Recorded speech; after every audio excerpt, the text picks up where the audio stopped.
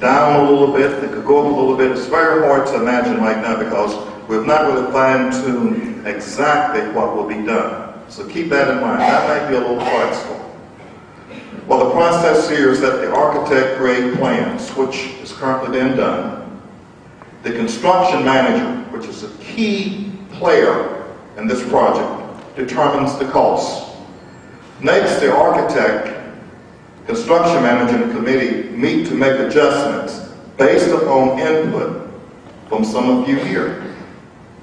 Residents vote, approve, disapprove, and then everything starts. And if it's approved, the construction manager works with the architect and subs to keep project on budget. And that's so important, because unfortunately in my career, all the projects I got involved in, they were over budget. All the contractor left the site. So that's not good planning, particularly when you're dealing with taxpayers' money. Also, the committee will be involved in this process until the end. It was involved in the beginning, it will be here until the end. We will monitor what's going on. We will keep you informed about what is going on. Again, back to that input. Keeping you informed with what is going on. So keep that in mind. Another area that we received a lot of comments on, parking. And I hate to look outside now if all of you drove a car here. You can see the cars on the side, everywhere. We do have a parking problem. Little room to expand. We're looking at possibly adding some golf carts to the north end of the clubhouse here. But again, that might be debatable. We might can explore some other options. Another possibility depends on demand, determine what is most important in terms of priority, golf carts versus vehicles. But keep that in mind. And on some occasions, we've used the shuttle service from the Welcome Center and also the Community Center for events here at the Country Club.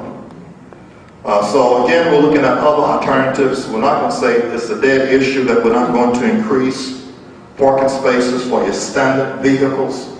It's something that we'll have to look at. And again, if we sell all the homes here and we have a big event, yeah, we need to really explore that feasibility of looking at additional spaces. Last but not least, we're looking at the number of seats before the ballroom. 220 should increase to 240. The restaurant from 78 to 98. The bar area from 10 to 22. The grill room from 5 to 34. Lanai from 46 to 64.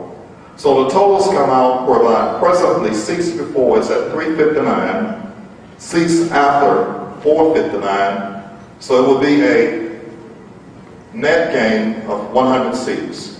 So that's what we're looking at. And so that covers some of the frequently asked questions that we've received in the last 2 or 3 weeks. And may I note one thing, my colleague from UNC Chapel Hill used the word I hate to use. I can accept Kentucky. I cannot accept Duke. I cannot. And there's a guy on Old Chapel Bay Drive, you know him, who sits in the garage with his little dog, little circle driveway. So help me God, ladies and gentlemen, every time I pass by there, he jumps out and states, D-U-K-E.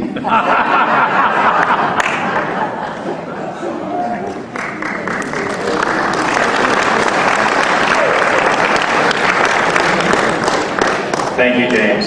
Hey, before Ray takes it over, I just want to say a personal thank you to our guest speakers today and to our expansion committee members. They put a lot of their own time, a lot of their personal time into this, answering emails, having meetings and so forth, going on field trips.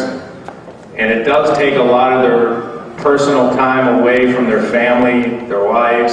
And I just want to thank them personally for all their hard work.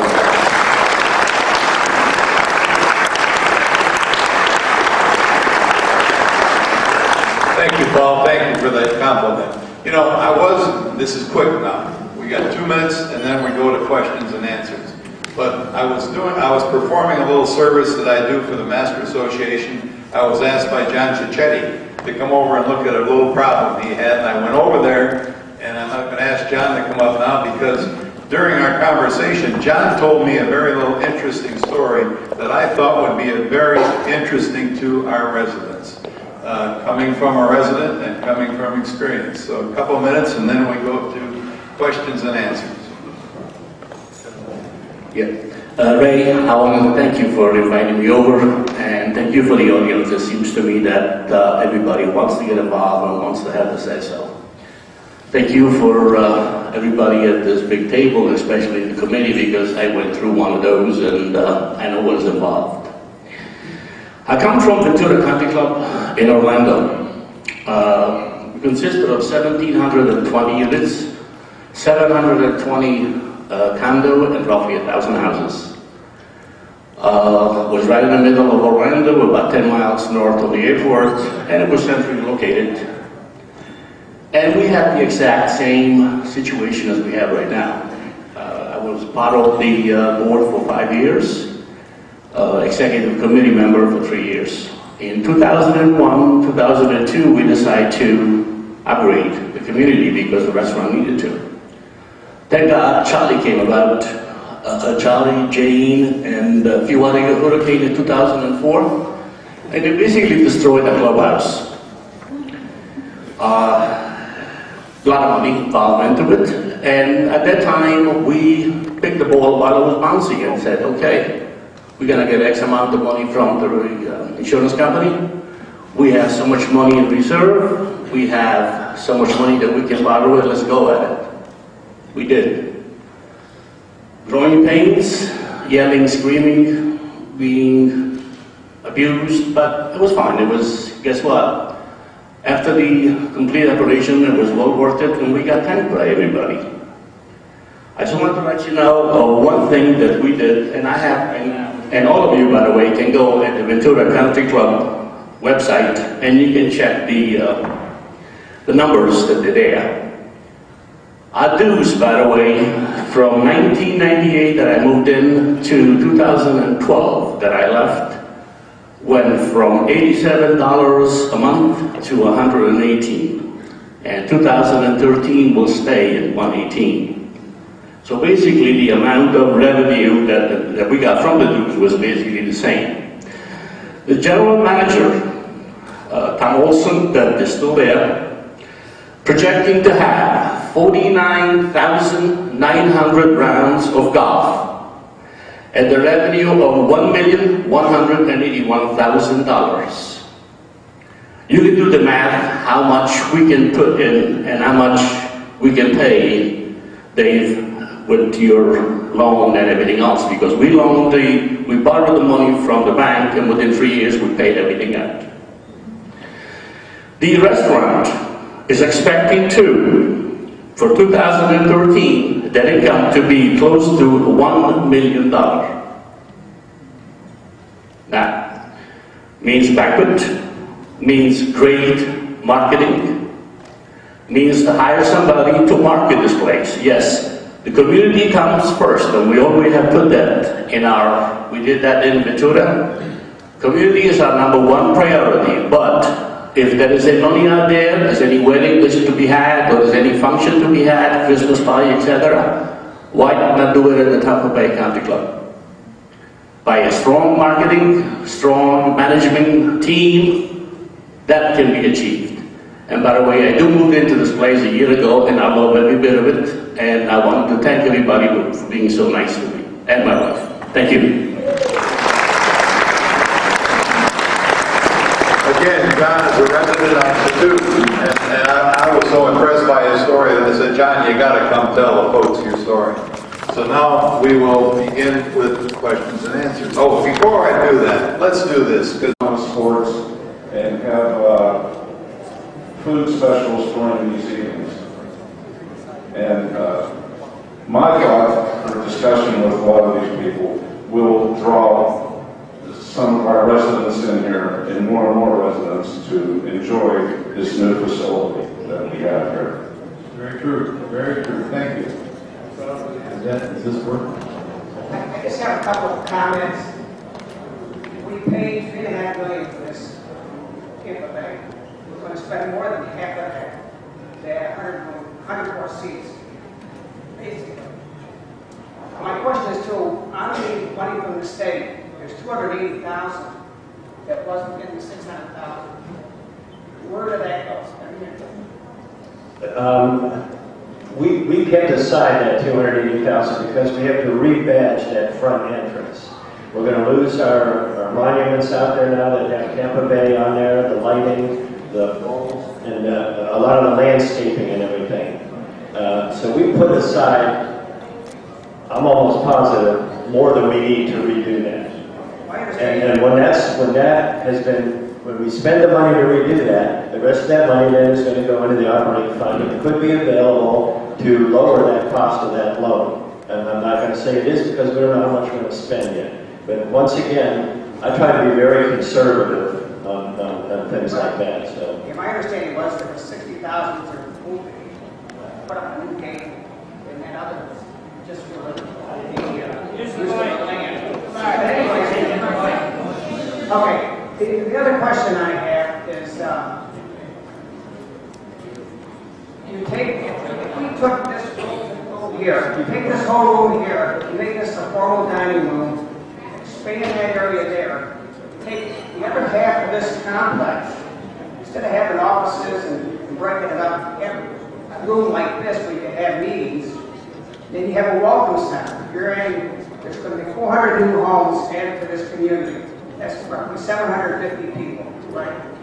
So you're not going to need a welcoming center because the homes are going to be built. Take that facility and all your plans on that part of the building, use that in a welcoming center to cut down your costs. It just seems like a lot of money, more than double what we paid for the whole complex for 100 seats.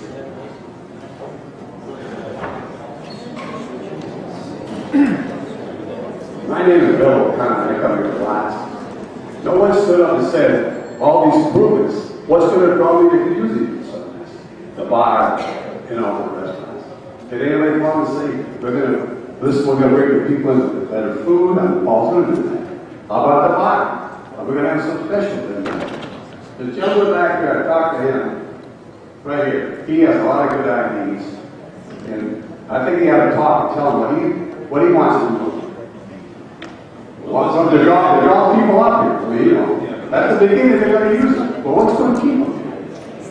That's marketing, Bill. That's, we got to have the facility first. That man right over there, he's got some good ideas. You have to listen to us, right? Paul Spring. I asked him, I said, what do you even have to keep here? Come up to the bottom. Come up to the dances.